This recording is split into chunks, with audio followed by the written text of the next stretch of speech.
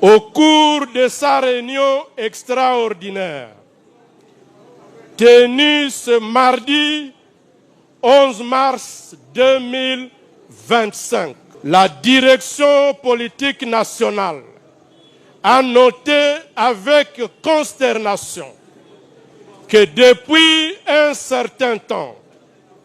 il s'observe à Kinshasa une campagne de sape, de dénigrement, de mépris, de haine,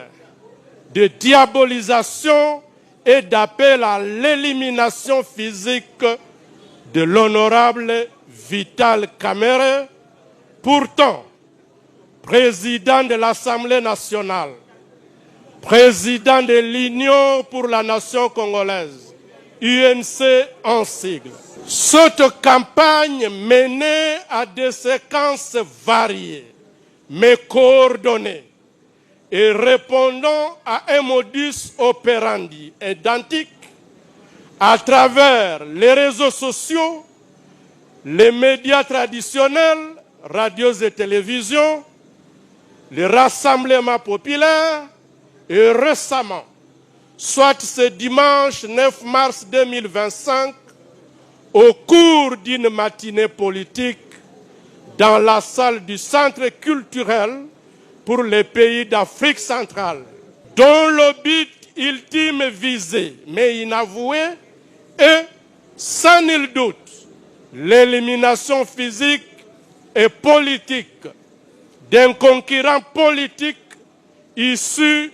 d'une région linguistique autre que seuls des auteurs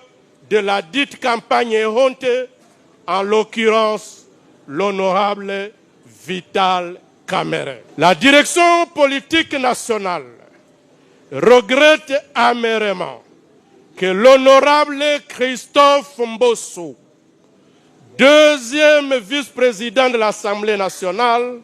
se soit ajouté à cette triste liste. La direction politique nationale note que, de manière hypocrite, les auteurs de la dite campagne se servent de la détérioration de la situation sécuritaire à l'est du pays, pourtant base naturelle de l'honorable Vital Kamerhe, pour régler des comptes à ce dernier qui, aux côtés de ses collègues parlementaires et dans le strict respect des instructions de son Excellence, Monsieur Félix Antoine Tshisekedi Tshilombo, président de la République, chef de l'État et commandant suprême des forces armées de la République démocratique du Congo, n'a ménagé le moindre effort pour tenter de contenir la situation dramatique à l'est du pays, dans les limites évidemment de celles prérogatives qui sont les siennes en qualité de président de l'Assemblée nationale, qui ne peut faire plus car n'intervenant pas dans la chaîne de commandement de l'armée, ni dans celle de son financement, et encore moins celle de son approvisionnement logistique. Il est déplorable de constater qu'au moment où le président de la République appelle toutes les forces politiques et les forces vives de la nation à se mettre ensemble pour faire face à l'ennemi, certains esprits visiblement conscients ou inconscients, à la solde de l'ennemi, propagent des discours, des divisions au sein de l'opinion et servent de justification au narratif de l'ennemi. La direction politique nationale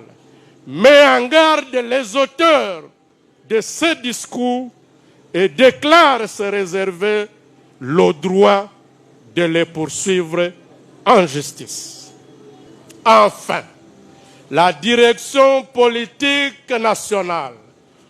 condamne avec la dernière énergie l'agression de notre pays par le Rwanda et ses supplétifs de l'AFC M23.